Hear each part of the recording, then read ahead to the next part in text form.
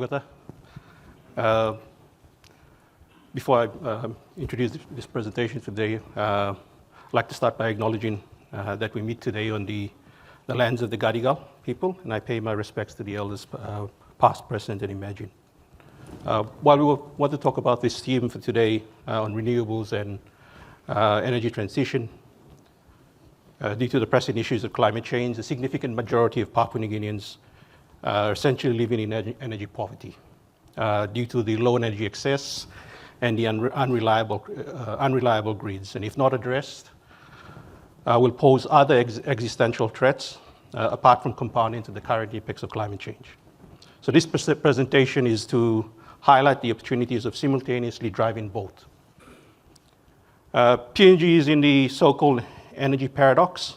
We export millions of tons of energy resources to electrify parts of Asia, but the majority of the countries still live in the dark. To highlight this quantitatively, if we were to keep those millions of tons, just 1 year's worth, and electrify about 2 million households that use about 2 kilowatt hours or 1 to 2 kilowatt hours a day, that would be enough to electrify those households for 50 to 60 years. So the presentation will be short. I'll start off with the current energy situation, and specifically in the electricity sector. We haven't had a census in the last over a decade.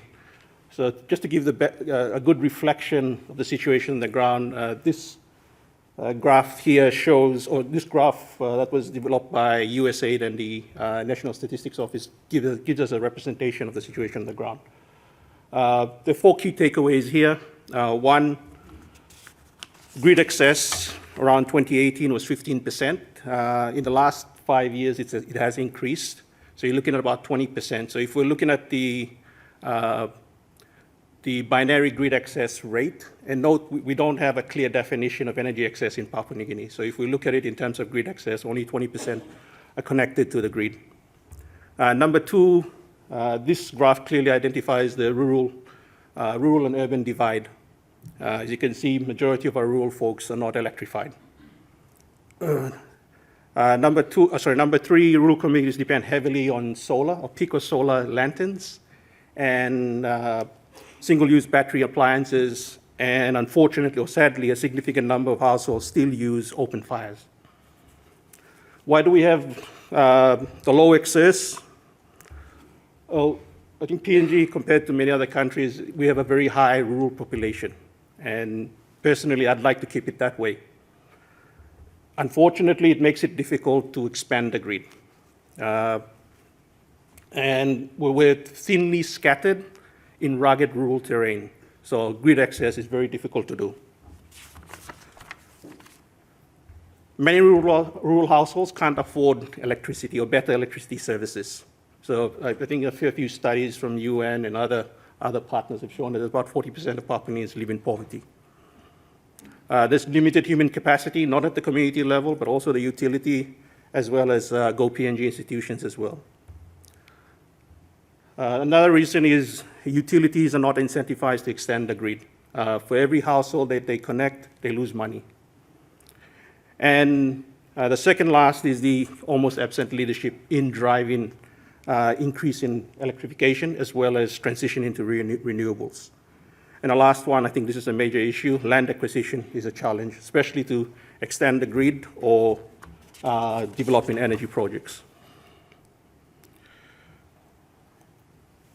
Renewables uptake has been few and far between since Rona and Ramu developments before and just after independence. We just got Edevu and a few on board, but in between that, we haven't had much. Why is this? Well, one is the current legislation and regulations that do not incentivize or drive for more renewables uptake. Number 2, and I think highlighted by IFC, utility isn't a good off-taker and hasn't been that adventurous. Plus, the grid infrastructure is old and can't uptake more renewables. Also, the land tenure challenges. And lastly, the high cost of doing business in PNG. mainly due to logistics, security, human capacity. Just after independence, I think the electricity sector had about 75% renewables, mainly from hydro. Unfortunately, that has moved in the opposite direction, with non-renewables about 55% of the 1,500 gigawatt hours that was generated in 2022. Okay, and that's shown on this graph here on the top here.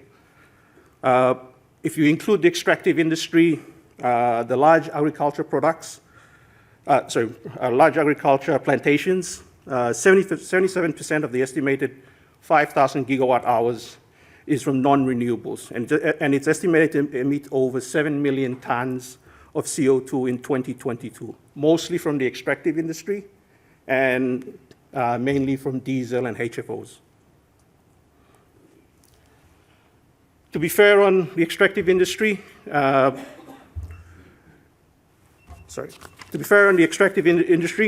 all major players have long-term plans, with some already implementing measures to decarbonize, such as eliminating methane emission and slashing flaring, electrifying operations, and integrating energy efficiency measures and investing in renewables.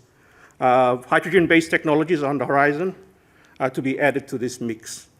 Carbon capture and storage, and of course, carbon offset strategies as stressed by the first speaker.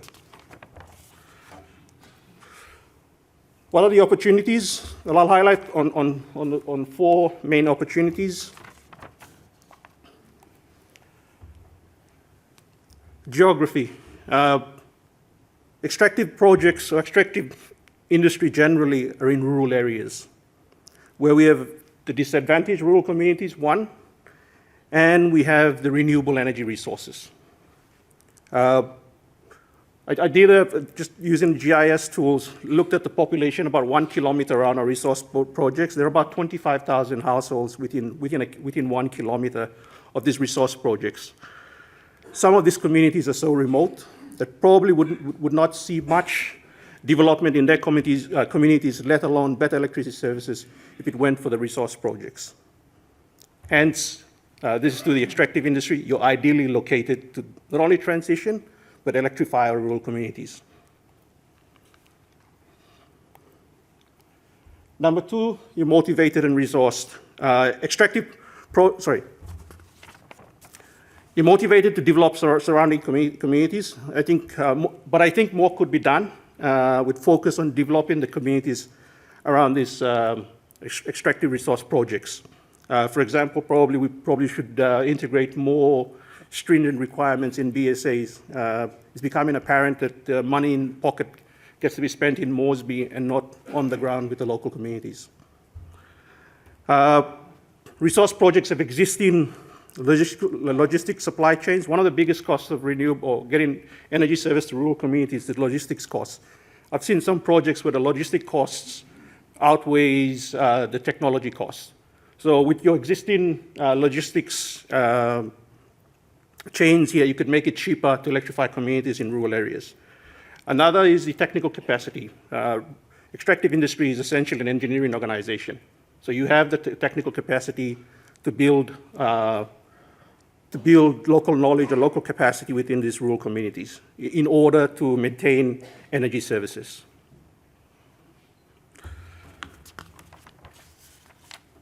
Offsetting, I think this has been highlighted already. Investing in renewables, not only within site, but also off-site, or in this case, off-site in renewable energy technologies, either grid connected, but I would like to emphasize more on off-grid technologies, particularly mini-grids. Majority of Papua New Guineans are in the rural areas. It's just too expensive to extend the grid. So this offsetting here could help in this process here. And of course, nature-based offsetting projects. I think Santos have presented this in the last conference. And lastly, the concept of leapfrogging. So in the developed world, they started with centralized fossil fuel-based systems and then expanded the grid to electrify the populace. Whereas in PNG, we just have majorities in rural areas. It's difficult to extend the grid. So we have an opportunity, of course, helped by the extractive industry, to bypass fossil fuels, go straight into renewables, bypass the mega grids, and go into more decentralized mini grids for our local communities, or community-based grids. We need enablers to get to that. We need legislative, regulatory reforms, it's good NEA is here, to incentivize uptake of renewables. We're also increasing energy access from removing barriers, setting legislative targets, either renewable targets, access targets, or carbon dioxide emission penalties, etc., and providing subsidies. However, we also need to rethink how we do things. So as an academic, I can't finish off without presenting a framework. This is an integrated sustainable development pathway to increase energy access. It's focused more on energy access, but also integrates extractive industry as a key stakeholder. Specifically, and it's all about integration. Why integration? There are several reasons for this. One is efficiently use of resources from the top down. So driven by Go PNG, all the cross-sector agencies working together, because we all don't have the resources to do it on our own. Currently, everything's run in silos. Number two, other development challenges are addressed, like water, sanitation. And that reminds me, remember, energy in itself is useless. It's what it does that's more important. So it addresses issues like water and sanitation, telecommunications, education, gender, and income and opportunities, etc. Number three, long-lasting solutions. And lastly, communities are more engaged from the bottom up, especially when we're addressing the development challenges. Emtasol, and I'm living here with this famous saying, insanity is doing the same things over and over and expecting a different result, just to encourage us to be innovative in our investment decisions. Thank you.